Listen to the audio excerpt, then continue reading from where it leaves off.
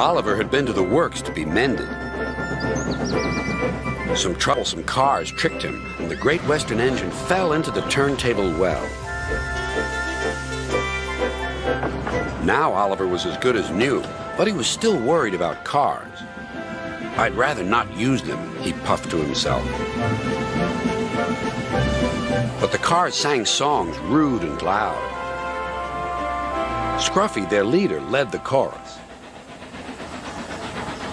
Oliver's no use at all, thinks he's very clever, says that he can manage us, that's the best joke ever. When he orders us about with the greatest folly, we just push him down the well. Pop goes old Ollie. Thomas, Duck, and Percy were shocked. "Be quiet," they ordered. But they couldn't be everywhere, and everywhere they weren't, the cars began again.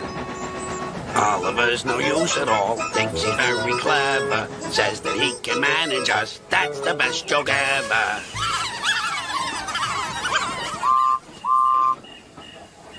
At last, the engines gave up. "We're sorry, Oliver," they said. "It's really my fault," said Oliver sadly. "I shouldn't have fallen in the turntable well." Toad, the brake van, felt sorry for Oliver, too. Next morning, he spoke to Douglas. "I'm worried, Mr. Douglas. This disrespect for engines, where's it going to end?" "Who knows?" sighed Douglas. "I've got a plan, Mr. Douglas. May I stay here today and help Mr. Oliver? We are both Great Western and must stand together." "Certainly, Toad," replied Douglas and puffed away.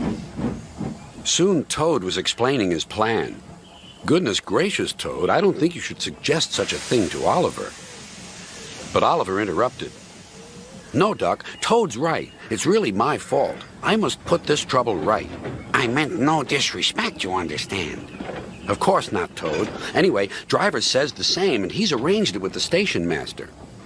"Very well, Oliver," conceded Duck, "but I must hurry. My passengers will be waiting. Good luck." "So long," smiled Oliver bravely, but he felt dreadfully nervous inside. Oliver marshaled the worst cars 2 by 2. "That's the way, Mr. Oliver," whispered Toad. "And if you leave that Scruffy till last, then you'll have him behind you, and you can bump him if he starts his nonsense."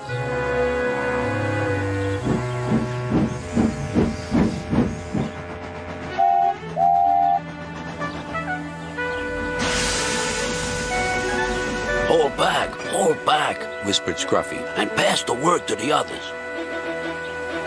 The silly cars giggled. But Oliver knew what to do. There was plenty of sand on the rails, and his wheels gripped splendidly. He gave a great heave.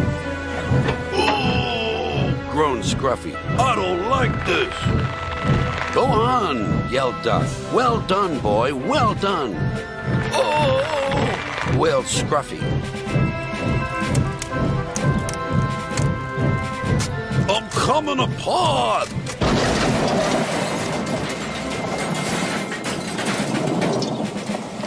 And he did. Then there was trouble. "Well, Oliver, so you don't know your own strength, is that it?" No, sir," said Oliver nervously. So Topham Hatt inspected Scruffy. "As I thought. Rotten wood, rusty frames. Maybe if we put you back together, you'll earn yourself a better name."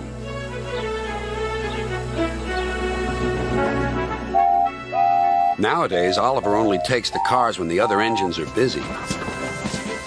But they're always quick to warn each other. "Take care with Mr. Oliver. If you play tricks on him, you'll never be the same car again." Scruffy has learned his lesson and says nothing at all.